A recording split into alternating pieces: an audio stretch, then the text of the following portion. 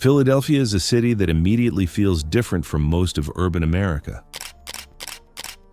While many U.S. cities are defined by outward expansion, car dependency, and low-density suburbs stretching for miles, Philadelphia tells a very different story. Instead of wide roads and detached homes, it's built on compact blocks, narrow streets, and an almost endless supply of row houses. Density here doesn't appear suddenly in a downtown core, it's everywhere, extending block after block in every direction without feeling overwhelming. What's especially unusual is how natural this density feels. Neighborhoods are tightly packed, but they remain quiet, human-scaled, and highly livable. That's because most of Philadelphia wasn't designed around cars at all. In fact, large parts of the city were already fully formed long before automobiles existed. Because of this, Philadelphia is one of the few major U.S. cities where entire neighborhoods function at a consistent, medium density, something far more common in older European cities than in North America. Add to that one of the most extensive public transit networks in the country, and you get a city where daily life without a car isn't just possible, but practical. So how did Philadelphia end up this way? And why does it feel like the complete opposite of the typical American city? To understand Philadelphia's unique urban form, we need to go back to its very beginning. Unlike many U.S. cities that grew organically or were heavily reconfigured in the 20th century, Philadelphia was intentionally planned from day one. Founded in 1682 by William Penn, the city was designed with a clear vision. Penn imagined what he called a green country town, a place that balanced urban life with order, health, and access to open space. His plan was built around a strict grid system, with compact blocks, straight streets, and public squares distributed evenly throughout the city. At the time, this was a radical idea. The layout was logical, efficient, and remarkably forward-thinking. And crucially, it set a framework that would guide the city's development for centuries. However, early Philadelphia wasn't the unified city we know today. Instead, it was a collection of separate districts, townships, and settlements, each operating independently. These areas had their own governments, services, and development patterns, which made coordinated planning nearly impossible. That fragmentation lasted until 1854, when the Act of Consolidation merged Philadelphia with its surrounding townships and boroughs. Overnight, the city expanded dramatically, becoming one of the largest cities in the country. More importantly, this consolidation allowed planning, infrastructure, and services to be coordinated across the entire urban area. By this point, Philadelphia had already grown extensively, and crucially, it had done so in a world without cars.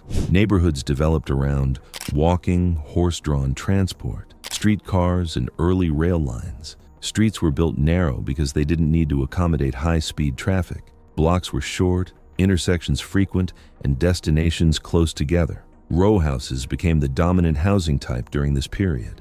They were inexpensive to build, efficient in their use of land, and ideal for a growing industrial city. Over time, they filled entire neighborhoods, creating the dense, continuous urban fabric that still defines Philadelphia today. One of the most important results of this early development pattern is walkability. Philadelphia consistently ranks as one of the most walkable cities in the United States, and it's not by accident. Many American cities have grid systems, at least in their downtowns, but Philadelphia's grid is different. The blocks are shorter, the street network is more interconnected, and the overall scale is far more compact. This allows people to walk longer distances without fatigue and reach more destinations in less time. The uniformity of the grid also makes the city intuitive. Even visitors unfamiliar with Philadelphia can navigate it easily because the structure is clear and consistent. Compare this to a more car-oriented city like Houston. Houston has pockets of density, mixed-use development, and modern townhomes, but its overall layout works against walkability. Streets are wide, blocks are long, and large portions of land are devoted to parking, storage, or low-activity uses. Even where development is active, buildings are often separated by empty space.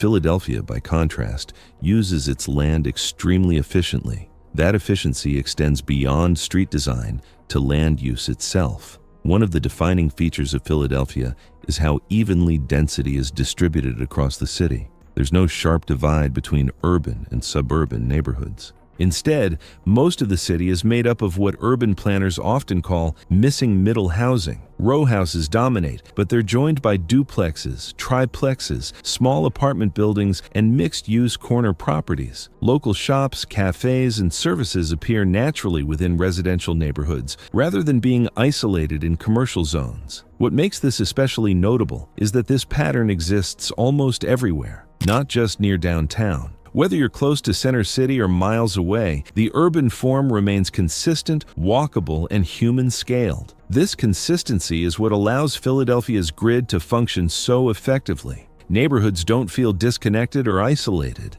Instead, they blend seamlessly into one another, creating a city that feels cohesive rather than fragmented. Despite its density, Philadelphia is far from lacking green space. In fact, access to parks and greenery has been part of the city's identity since its founding. William Penn's original plan included 5 major public squares, designed to bring light, air, and open space into the city. One was placed in each quadrant, with a central square anchoring the grid. Today, that central square is home to City Hall, while the others remain vital public spaces. Beyond the core, the city is anchored by the Fairmount Park system along the Schuylkill River. Spanning more than 9,000 acres, it is one of the largest urban park systems in the world, significantly larger than Central Park in New York. On top of that, Philadelphia's neighborhoods are filled with tree-lined streets, small parks, and local squares. Greenery isn't concentrated in one area. It's woven into the fabric of the city. Another major reason Philadelphia stands apart from most American cities is its public transportation network. The city is served by SEPTA, which operates a complex and far-reaching system that includes subways, elevated lines, trolleys, buses,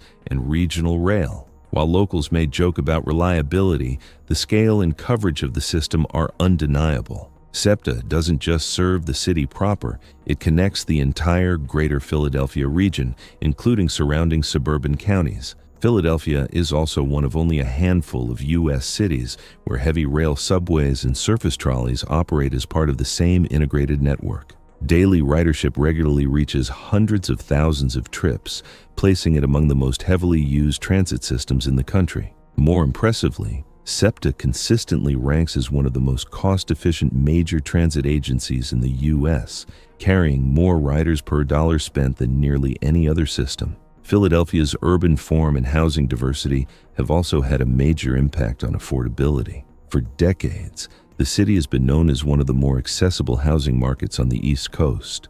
While prices have risen in recent years, Philadelphia remains significantly more affordable than most large cities in the Northeast, and even many Sunbelt metros often considered cheap. Median home prices remain well below the national average. This relative affordability is closely tied to the city's housing stock. Row houses and small multifamily buildings are less expensive to build, use land efficiently, and exist in large numbers. This variety creates flexibility in the market and prevents prices from escalating as rapidly as they have elsewhere. All of this helps explain why Philadelphia feels so different from most U.S. cities. Its early planning, consistent density, walkable neighborhoods, integrated transit system, abundant green space, and diverse housing stock work together to create a city that is both practical and resilient. Philadelphia didn't just avoid the mistakes of mid-century urban planning, it was largely built before those mistakes were even possible. And that's what makes it such a compelling model for what American cities can be. Thank you for watching.